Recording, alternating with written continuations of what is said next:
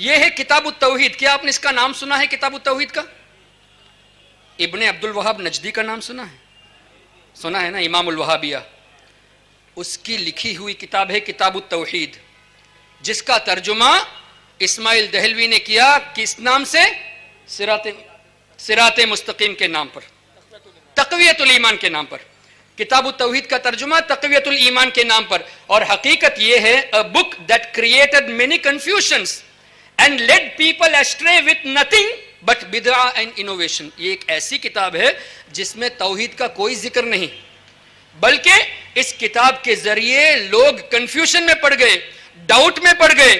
ان کے ذہنوں میں ایک کنفیوژن پیدا ہو گیا کہ ہم مانے تو کس کو مانے، اس لیے کہ یہ قرآن کا ریفرنس دیتے ہیں، حدیث کا ریفرنس دیتے ہیں، اور لوگوں کو گمراہ کرنے والی یہ کتاب ہے. حقیقت یہی ہے.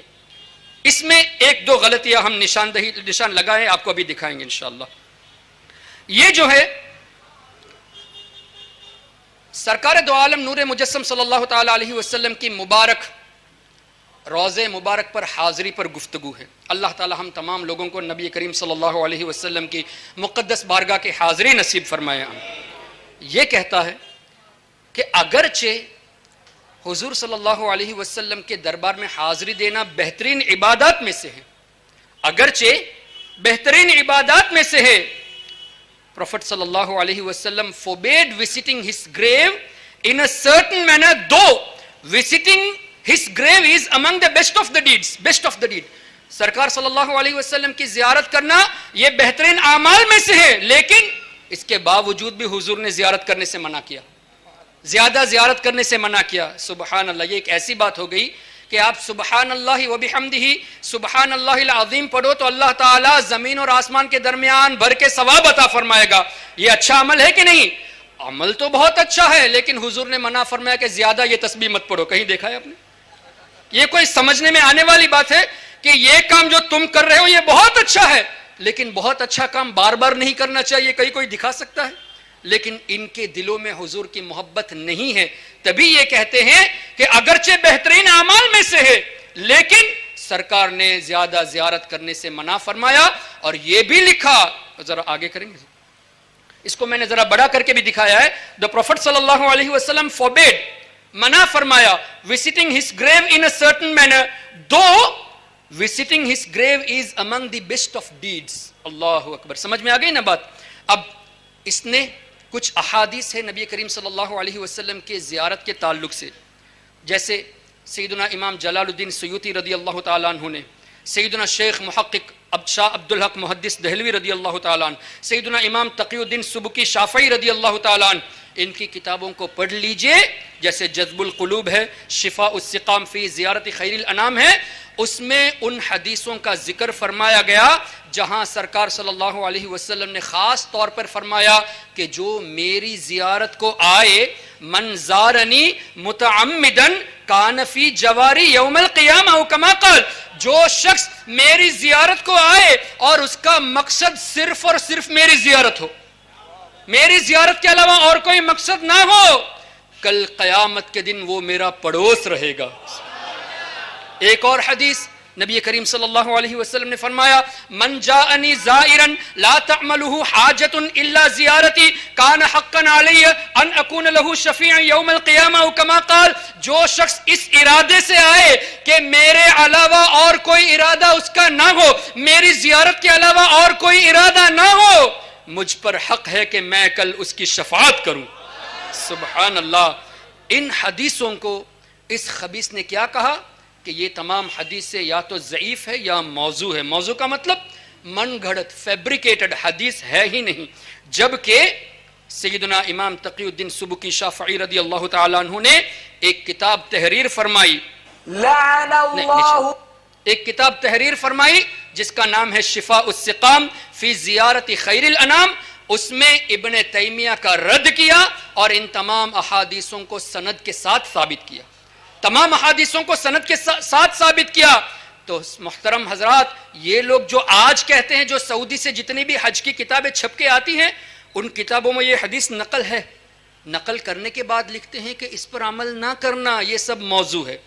نقل کرنے کے بعد موضوع قرار دیا، عمل نہ کرنے کو کہہ رہے ہیں. یہ تو آج کل کے ملے ہوئے نا.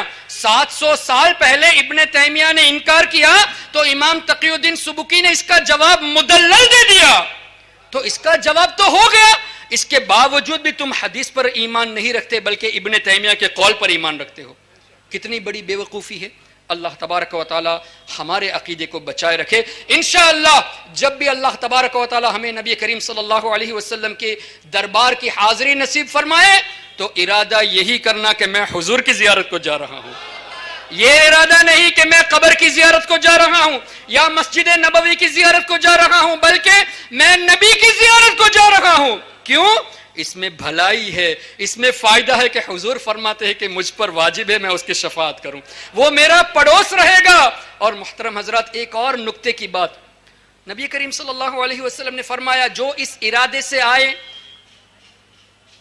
کتنے حضرات کاروبار کے لیے جاتے ہیں مدینہ شریف، کتنے حضرات ایسے ہیں جو مسجد نبوی میں اس ارادے سے نماز پڑھنے جاتے ہیں کہ 50,000 نمازوں کا ثواب ملے گا.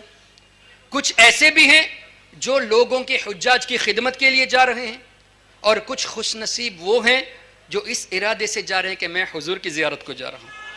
ایک دن میں کتنے ہزار لوگ زیارت کرتے ہیں؟ ہزاروں کی تعداد میں. ذرا جواب دیں گے تو مجھے بھی ذرا تسلی ہوگی. ہزاروں کی تعداد میں جب حاضری دیتے ہیں نا. 1400 سے زیادہ سال ہو گئے، تقریباً 1400 سال نبی کریم صلی اللہ تعالی علیہ وسلم کی زیارت تب سے لے کر اب تک جاری. کروڑوں انسان تو زیارت کر چکے، اربوں انسان زیارت کر چکے، اور آج کے بعد قیامت نہ جانے کب آئے گی، قیامت تک زیارت جاری رہے گی. کروڑوں مسلمان زیارت کر چکے، کروڑوں ابھی آگے کریں گے اور ابھی کر رہے ہیں. اور بالخصوص رمضان کے مہینے میں لاکھوں کی تعداد میں لوگ ہوتے ہیں، حج کے مہینے میں لاکھوں کی تعداد میں. تو مطلب یہ ہوا کہ روزانہ لاکھوں لاکھ لوگ حضور کی بارگاہ میں حاضری دیتے ہیں. لیکن نبی کریم صلی اللہ علیہ وسلم نے کیا فرمایا؟ میں اس کی شفاعت کروں گا جو اس ارادے سے آئے کہ میری زیارت کو آ رہا ہے. کیا مطلب ہوا؟ تم کس ارادے سے آ رہے ہو نبی کو پتا ہے. تم کاروبار کے لیے آ رہے ہو، یا مسجد نبوی میں نماز پڑھنے آ رہے ہو، یا قبر کی زیارت کو آ رہے ہو، یا تمہارے دل میں وہ ارادہ ہے کہ تم میری زیارت کو آ رہے ہو. حضور کو پتا ہے، تب فرمایا نا جو اس ارادے سے آئے گا اس کی میں شفاعت کروں گا. سبحان اللہ. اور دل کے ارادے، کیا میں آپ کے دل میں کیا ہے وہ جان سکتا ہوں؟